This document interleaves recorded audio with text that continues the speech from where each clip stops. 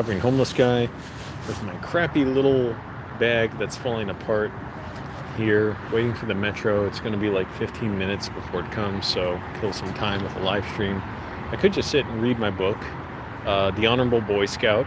No, I keep Boy Scout. The Honorable Schoolboy, and I've read it before. It's really good.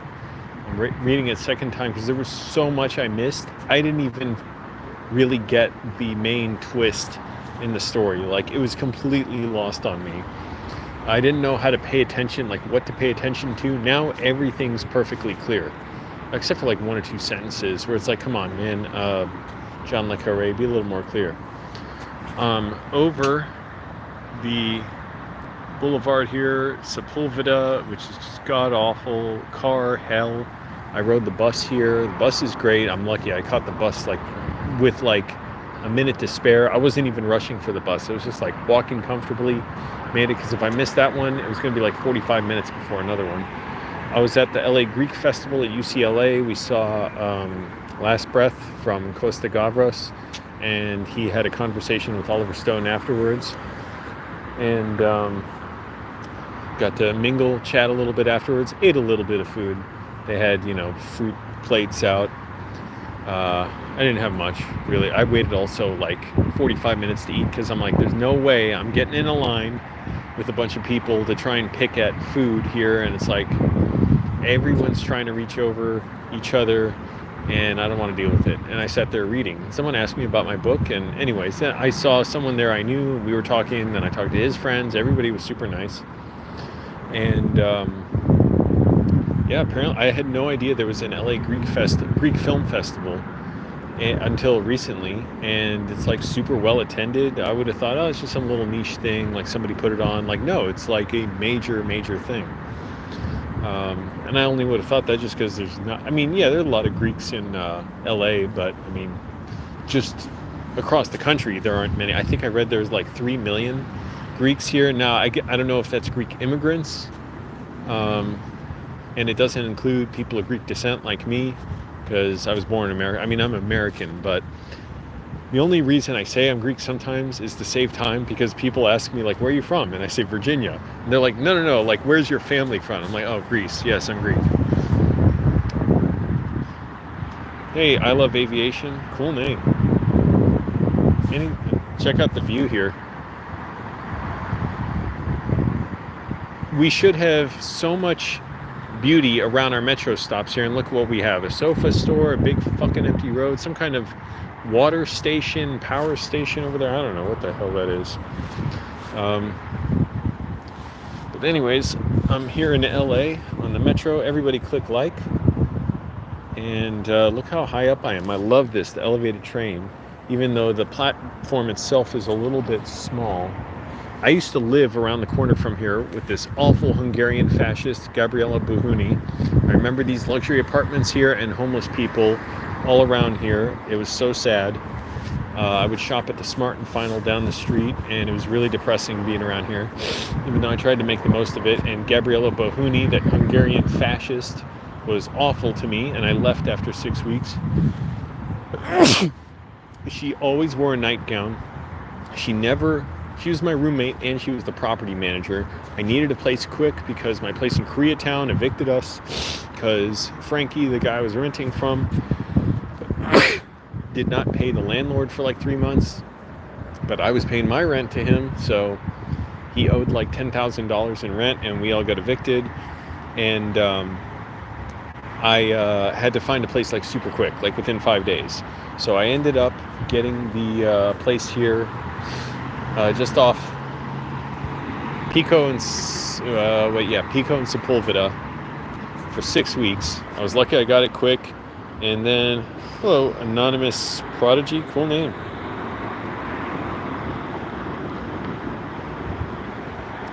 Yeah, what I'm doing, I'm just hanging out waiting for the metro.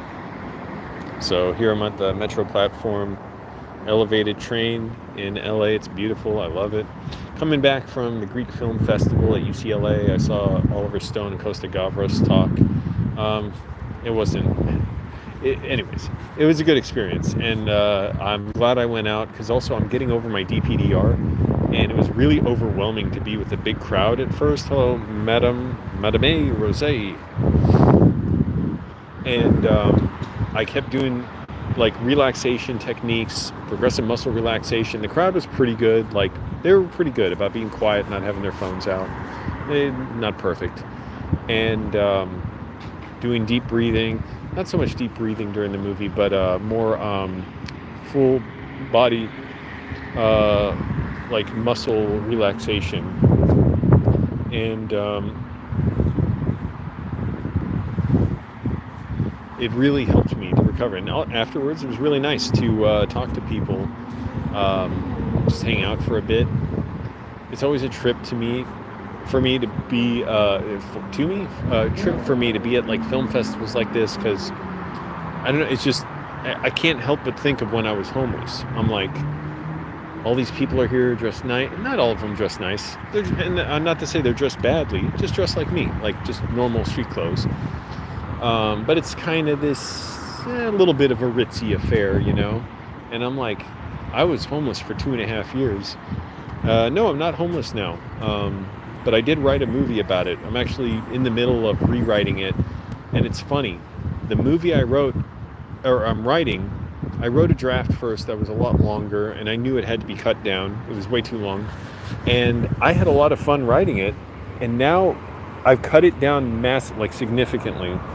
I'm surprised I'm still cutting it down as I reread it. Now rereading it, and I'm like, damn, this is dark, like what I wrote. Like, there's a lot of funny stuff. It's not, my story. It's inspired by my story of being homeless. I give off homeless vibes. Good. Like, I should. Like, that was indelible for me. That changed me. And I'll always identify as homeless, even though I no longer am homeless, but it's just a strong part of my identity. I was homeless for 2.5 years. And it was a hugely formative thing for me. So I was kind of thinking about that, reflecting on that today. And I was just trying to be like, Angelo, take it in. This is like giving. It's giving you something to reflect on, and something to understand. Like, hey, this is a part of you. And I was thinking too, Oliver Stone. Oh, geez, that was sudden, loud. But that's not my train. I was thinking how Oliver Stone. I read his autobiography, and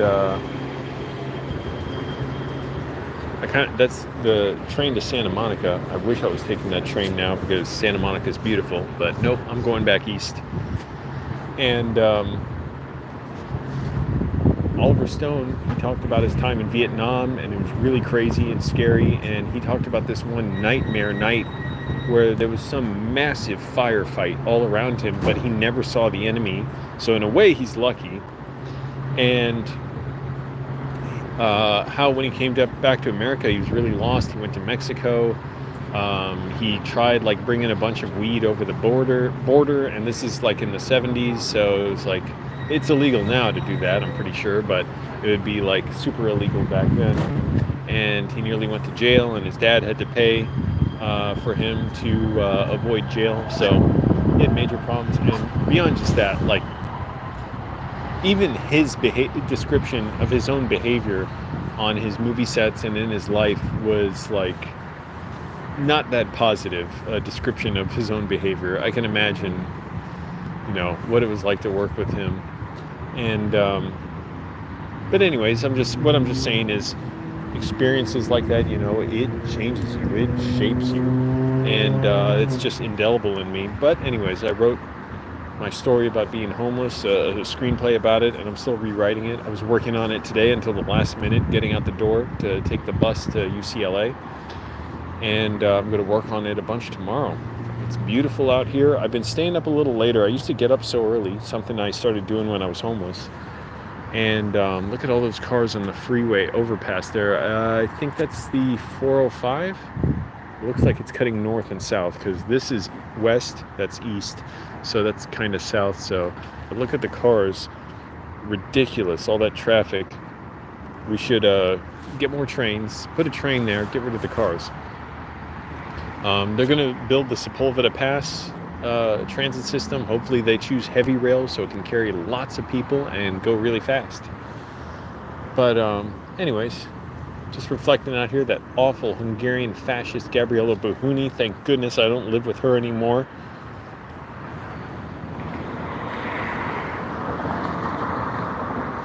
And I'm a little hungry. It's late. Like, I don't like to eat late. Like, I don't have the appetite for it, even though I didn't eat much today. So I kind of want to just stop somewhere and eat, but I'm like, not really. And the thing is, I got to go get my bike when I get off the metro. And my little bag here, I need a new bag because this one's tearing up. It's so cheap. Where is it? See? It's tearing the F up. So it's going to be hard to strap this to my back.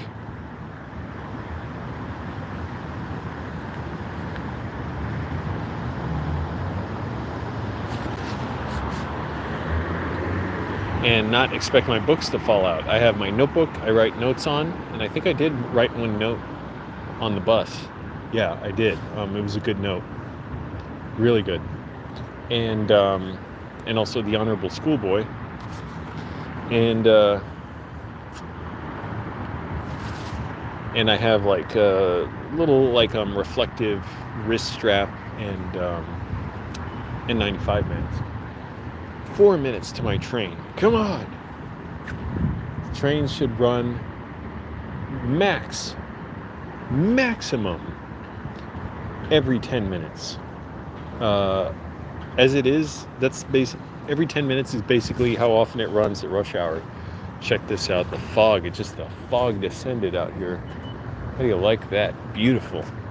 Except this big ugly road, this gap, this pockmark on the road, this crater of a Sepulveda boulevard, just taking up huge swaths of land, millions of dollars in real estate, and somebody has to ride a scooter on the sidewalk when you got room for bus lanes, bike lanes there.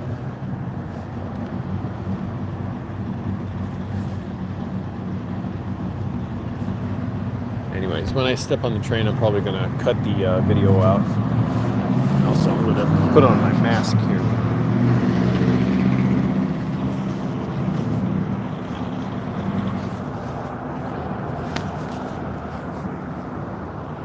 How do I negotiate this?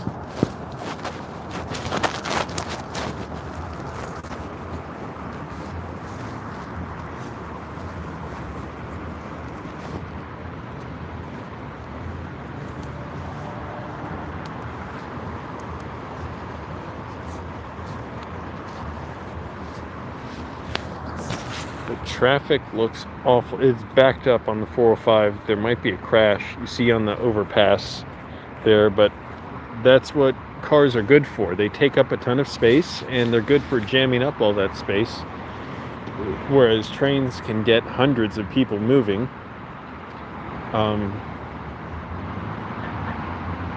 And bike lanes can get many thousands of people moving, and buses. Anyways, that's my urbanism speech. Yeah, just depressing. All this big crater of a road ripping this city in half, north and south. Do I have abs? Everybody has abs.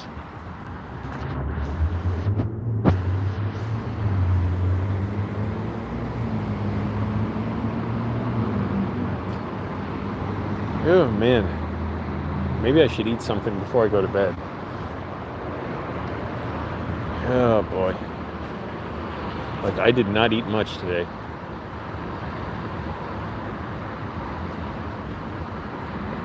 The city is beautiful, but man, this traffic is awful. That is a nightmare. I'm so glad I'm not in a car.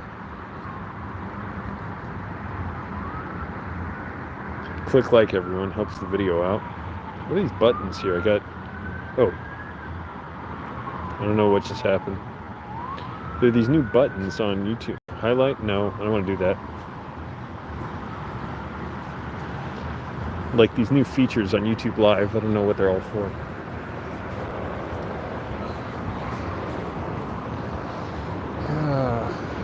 What a waste. All this space, and it's not even safe to bike on this road here. That's Sepulveda. And it's going to be years before they build a metro here. Hopefully they do go with the heavy rail option.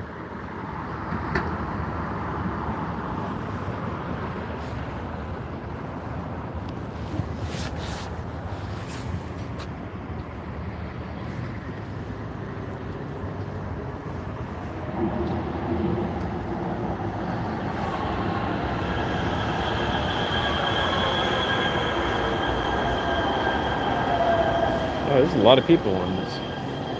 All right, everyone. Please stand clear. The doors are closing.